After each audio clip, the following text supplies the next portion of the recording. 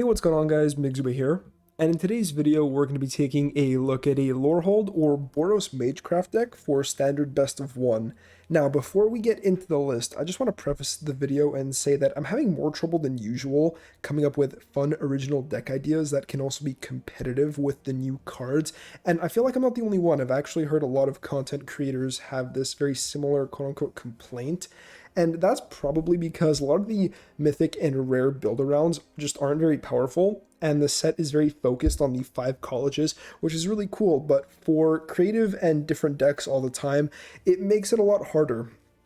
But anyways, this is why you're seeing another Magecraft video so close to my last one, because I'm just having a lot of fun with the Magecraft mechanic right now, and I don't want to have to go build it's like a Witherbloom sack deck that I've seen a million times from other people. I just kind of want to play this Lorehold Magecraft deck, and while it has similar aspects to the Orzhov or Silver Quill one that I did a couple days ago, it is very different and it is very fun. So we're going to cover the cards relatively quickly, the ones that are fairly standard in all the lists. The Lumimancer gets huge whenever you cast a million instants or sorceries, or copy, sorry.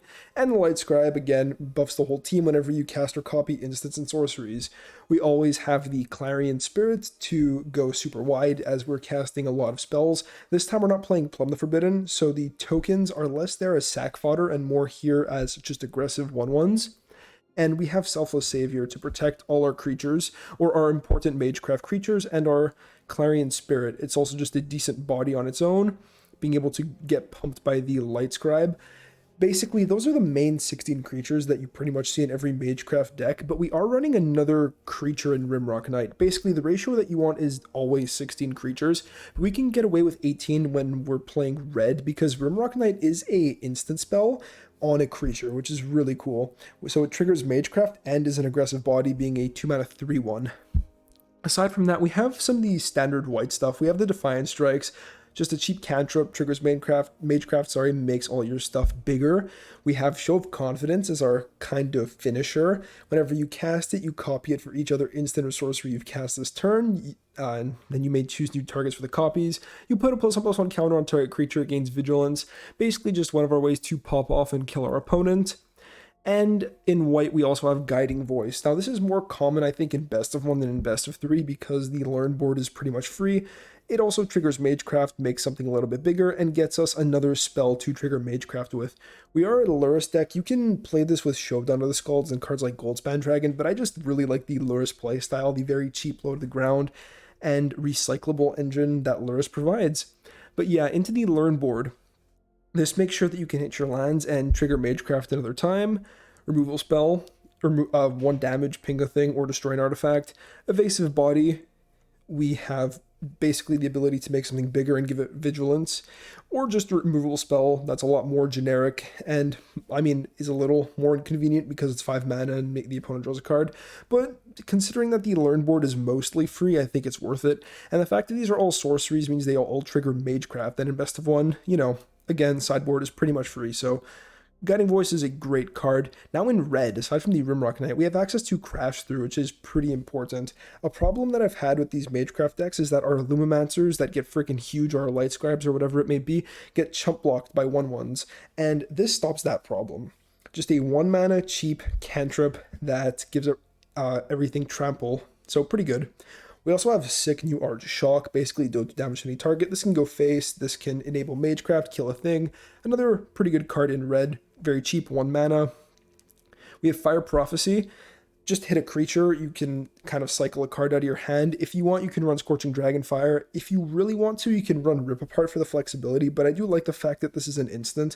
I don't want to be casting my stuff at sorcery speed very often, except for like Crash Through, and that's because we have to.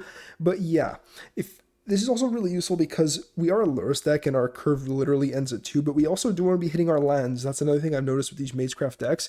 You want to be able to double spell a lot, which means hitting a lot of untapped lands. And so I run a bit more lands in my Lurrus builds than I see most people. We're actually a 24 land deck right now. But yeah, you can probably cut a land if you think that's a little bit too much. And the Prophecy lets us run a little bit more, as we could just cycle access lands that way. Raking Claws, another way to finish the game.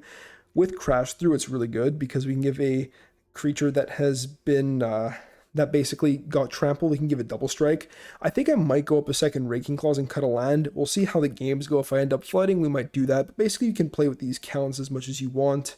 And yeah, mana base is fairly standard. We got the Snarls pretty much untapped most of the time, Pathways, Basics, and 2 Kabir takedowns because we do sometimes just want the removal spell on a land, and we go super wide, so this thing can kill a wide variety of creatures.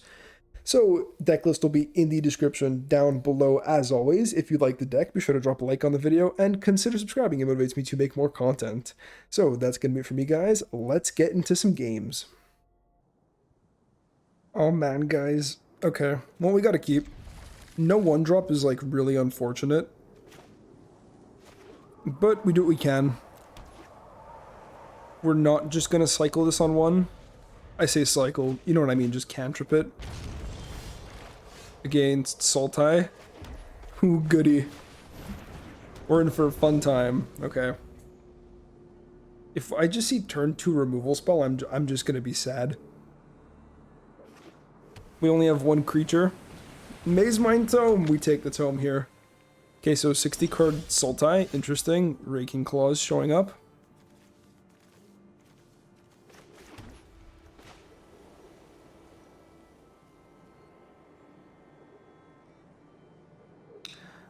Is there a world where it's literally better for me to buy Luris here and then try to go for Raking Claws into Show of Confidence next turn?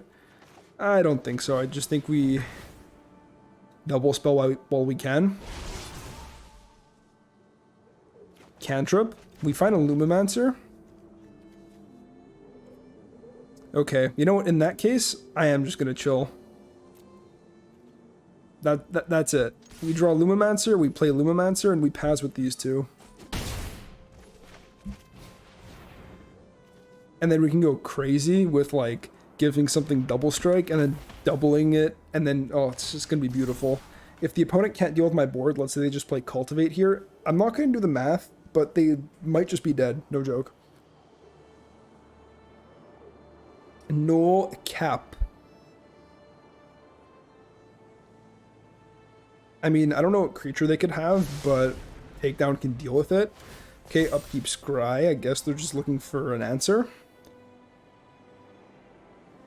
Or land. If they're missing land, that's not the worst thing ever. It would make sense why they played Tome over removing my Light Scribe. Let's just go. I want to see land, Cultivate. Completely tapped out.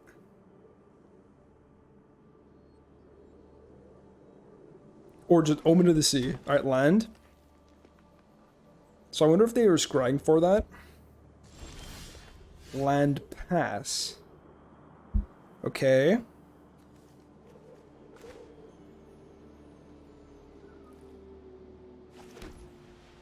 Interesting.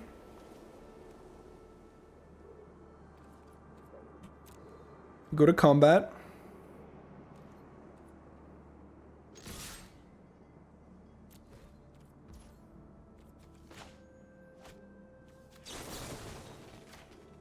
Okay, we go here.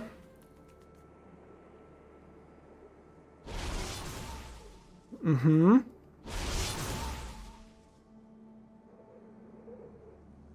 Do we see Heartless Act? They play Saw It Coming.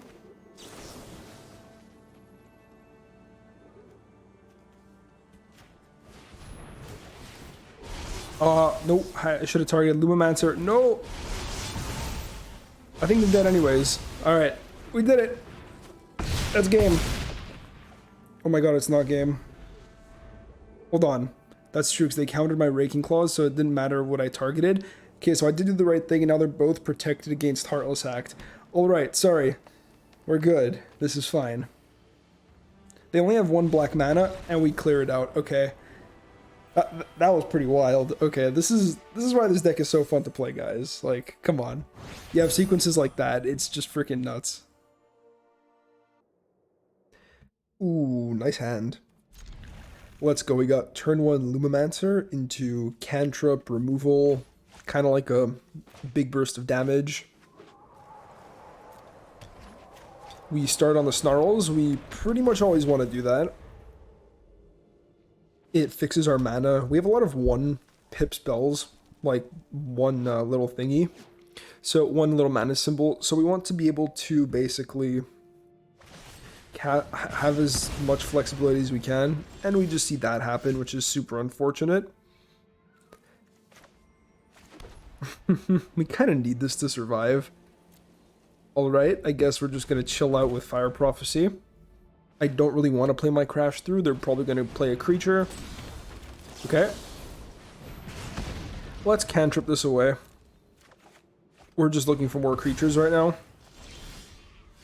Okay. And we buy the Lurrus. We need more planes than we normally would in this type of deck because Lurrus is double white. And we don't run black, which can be a problem. But yeah, Shocks are pretty good in this matchup, so is Fire Prophecy. And because I expect to face so much mono red, we run more removal. Okay. We see 3 mana. Annex? Alright.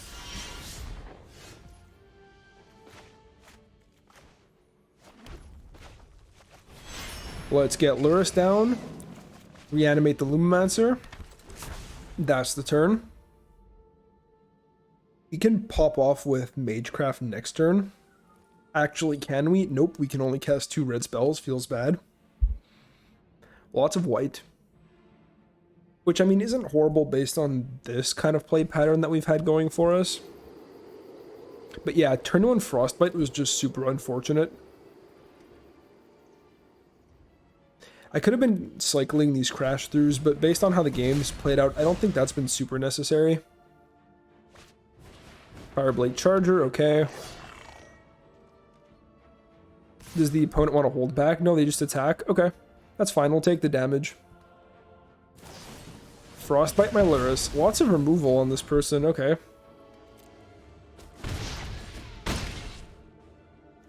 Frustrating. Kabir takedown. Not looking too hot right now. Let's do this. Gonna play it on red because you have so many red spells. Now, how do we do it? Do we attack? I mean, attacking is just super aggressive, right? Maybe I'm supposed to play out Rimrock Knight. But I kind of like having double Magecraft available to pump this thing to make it like a 4-5. Okay. I think we pass. I could have also used another Crash through there. But I kind of like saving it as a point of aggression. We've literally drawn 2 creatures.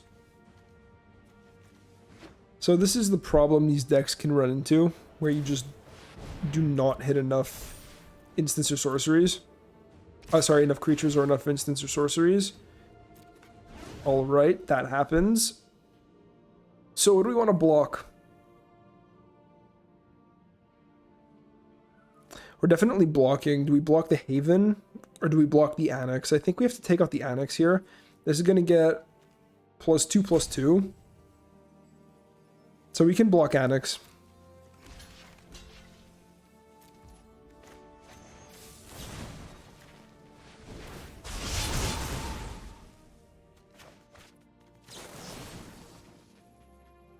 And Charger or Champion? We go for Champion because Charger can ping this down and then it wouldn't be a trade. Too bad they get the 1/1, but it actually comes up to the same thing because now they get 1 less Annex 1/1. Snarl isn't great. Let's play Crash through, see what we find. Guiding Voice, okay.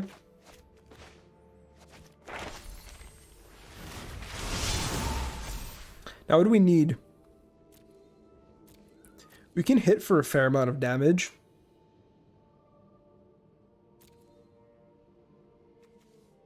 I can make another creature, which isn't horrible. I can grab a start from scratch. It's actually really interesting. Right now I can hit for 7. Or 5, and if I cast whatever I get, I can hit for 7. Maybe we do just grab another creature. Or we can give this thing Vigilance and give it 2 counters. Then it can block. Alright, I actually kind of like that. Here, we'll grab Expanded Anatomy. Play the Snarl out to fix our mana a little bit more. Okay. Hit for 9. Not bad. But I mean, our opponent knows we're on empty. Hull Monitor. Interesting. So they can't be for 1, 2, 3, 4, 7. Okay. So we really need just like a string of spells here. Opponent should just attack with the... Oh, actually... Yeah, we have the 3/4. So, I mean, Haven gets in, but nothing else really. And it costs 2 mana to tap this. So basically, they can attack with a bunch of stuff. If they have full control, they can tap their Haven and their Hall Monitor to, like, make this Lumimancer virtually unblockable. Oh, sorry, unable to block. Yep, and they do it correctly. Alright, string of spells and we kill them. Light Scribe. Not quite it. Not quite it. Are we dead? I think we're dead because of Castle Embrith. Yep. Okay. Alright, stomp my face. Very good. That was actually a lot closer than it looked, guys. Take my word for it. Okay, yeah, I really like this hand. Against Giganta, so probably the Witherbloom Sacrifice deck. So yeah, plenty of... We got cantrips, we got removal, we got a Magecraft payoff, and a double spell payoff. So really, really liking the hand. Opponent takes a mulligan. Will they take another? And will this potential second mulligan? No, no second mulligan, okay. God, aren't the Snarls good? I know a lot of people don't like them, but in this type of deck where you're pretty much playing basics, pathways, and Snarls, they're just so gross, guys.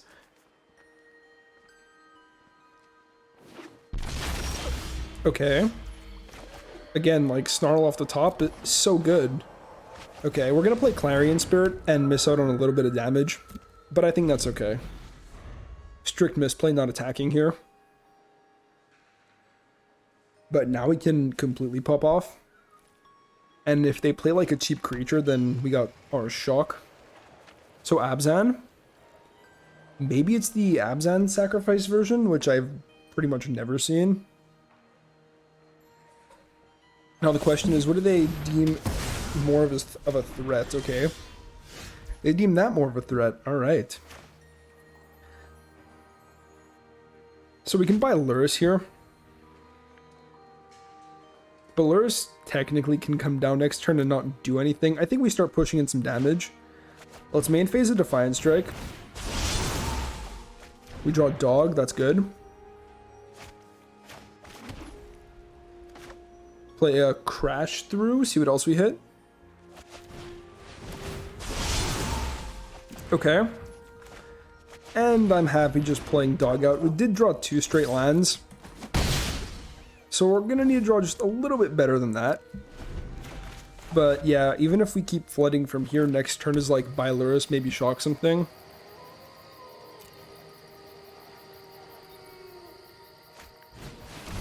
Grakmaw, okay, interesting.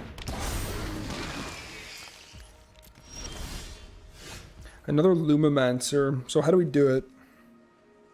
This will get +2/+2.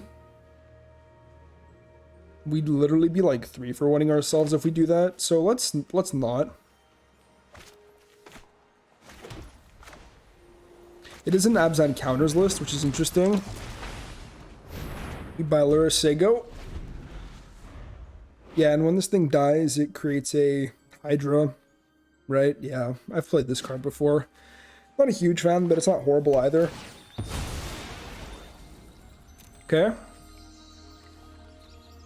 Now we have successfully achieved our creatures. Now we just need a couple more instants and sorceries.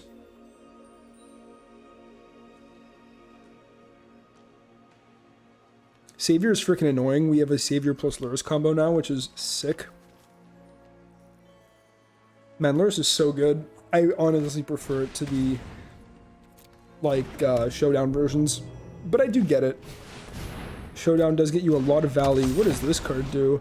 Vigilance, +1/+1 for each color among permanents you control. Tap for each color among permanents you control. Add. Okay, that ramps for a lot.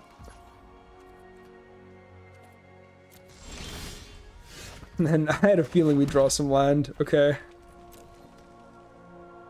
So how do we do it here? Can play Luris, get back Clarion Spirit. Then what? I mean, this doesn't do too much. It makes this a 2/3, so we're not looking great right here.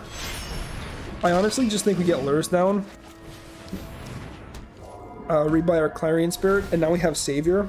And if they try to kill Luris, we pretty much have that infinite loop there of protection.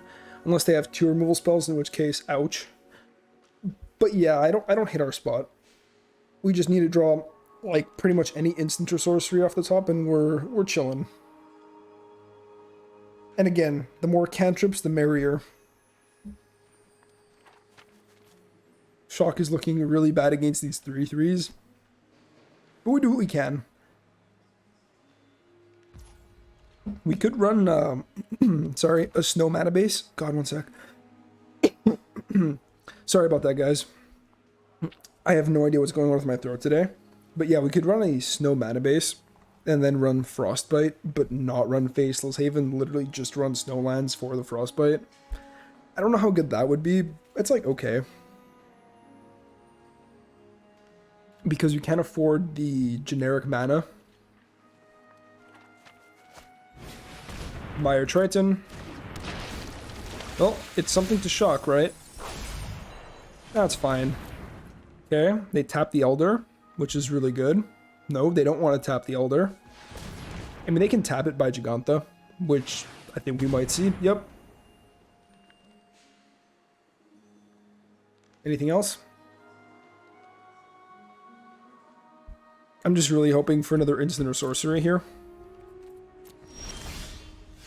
And we hit a Kabira takedown. That is good. So how much life is my opponent at right now? They're at 17, so this is going to hit for 1, 2, 3, 4, 5, 6, 7, 8, 9, 10, 11, 12, 13, 14. We can almost kill them. Okay.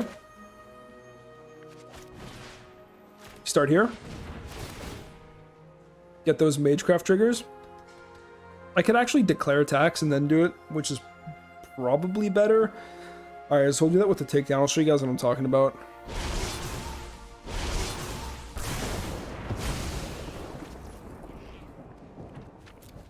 Okay, so I don't know if we need full control, but I'm gonna do it anyways. Ooh, actually, it'll make another 3/3.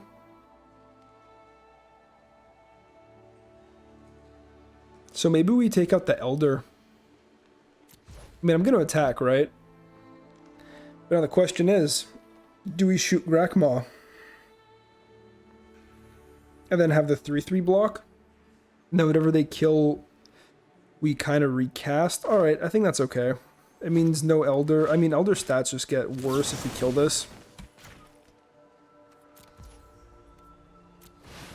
And we can get off full control now. They're taking such a huge hit, I think this is completely fine. Plus we're triggering another Clarion Spirit to make a 1/1. And this is what I'm saying, even if they make the 3/3, block Luris, then we can still sack the dog.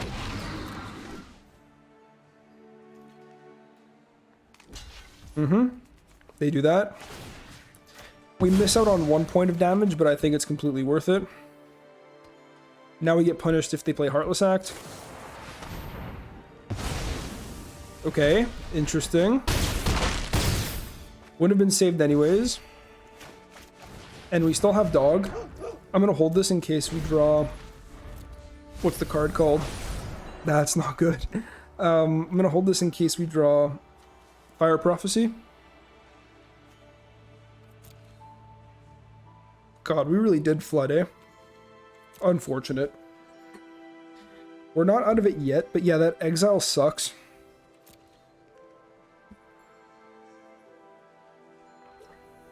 Opponent down to 6.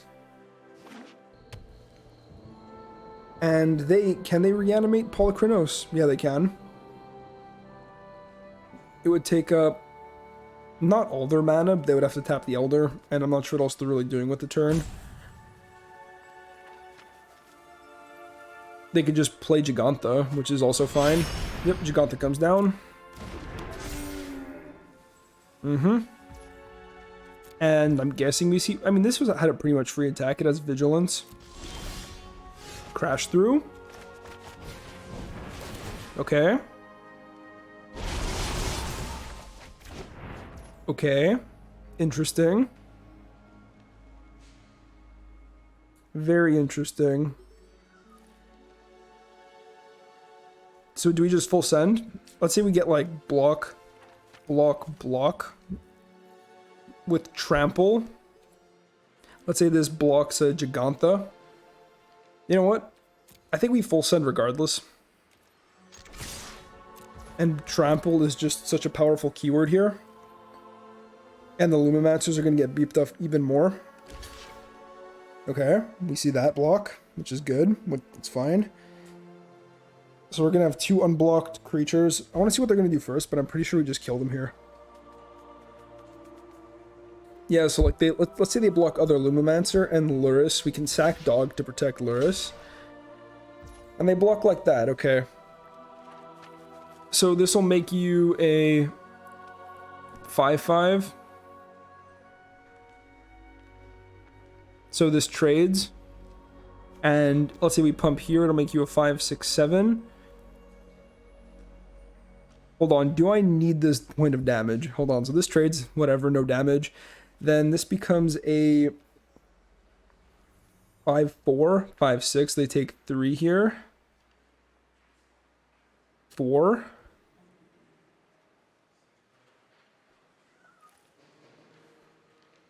Alright, so they're not dead. We beef this one up. Sorry guys, this Magecraft math is something. Oh, we actually do lose our guy here. That's my fault for being a dumbass. We protect Luris. Opponent taps for some mana. Do they have another removal spell? I swear to God.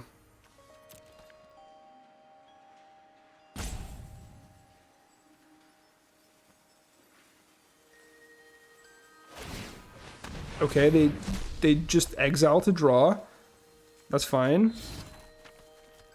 Alright. And opponent's at 2. Alright. Not my best work. Let's get Dog back. And we'll play Rimrock Knight. Old land for Fire Prophecy again. Okay. Interesting. There goes Binding. Yeah, okay, so they can reanimate Polychronos and then have what? So this taps for 4, 5, 6. So they can probably they can reanimate and hold open a fight. Flyer. So they're on a 2-turn clock. They do nothing. Now now they're gonna Vigilance attack. Maybe it's because I hovered it before. Okay, what else you got? Cool deck. Excuse my stupidity on the combat math, and I should have one more Lumimancer, but I actually think full send was fine, even though we do throw away Lumimancer.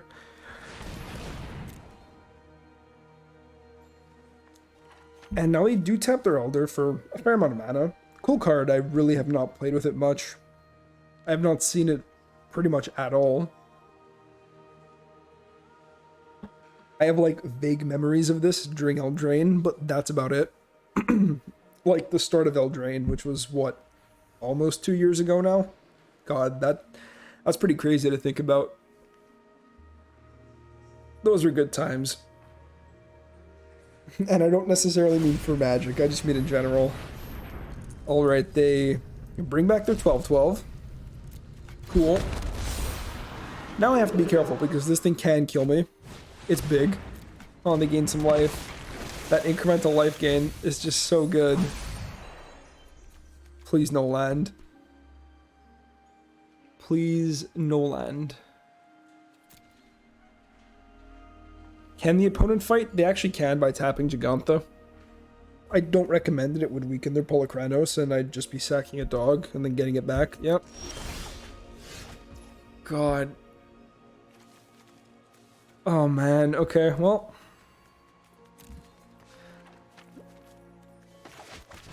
Maybe I should have waited on that.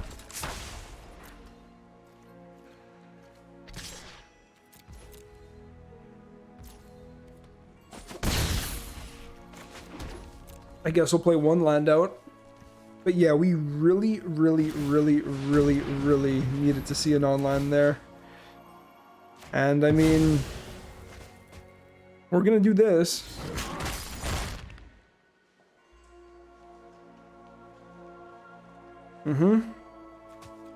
God, the incremental life gain.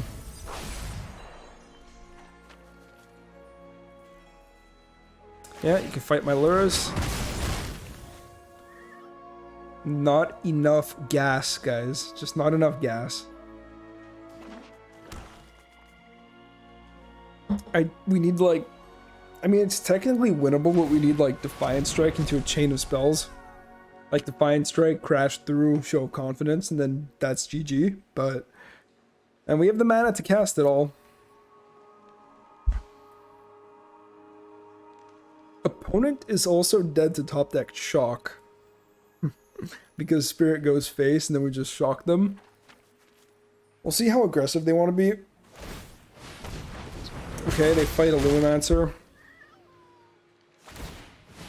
They fight another Lumimancer.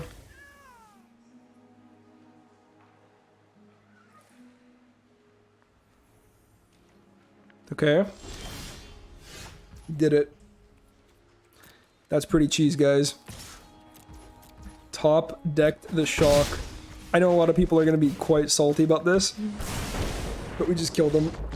Yes! Alright, I'm sorry, but that's just two jokes. I'm thinking about my outs. I'm like, you know what? They're at 3. I have a flyer. We just need the burn spell. And yeah, being in Lorehold actually does end up paying off.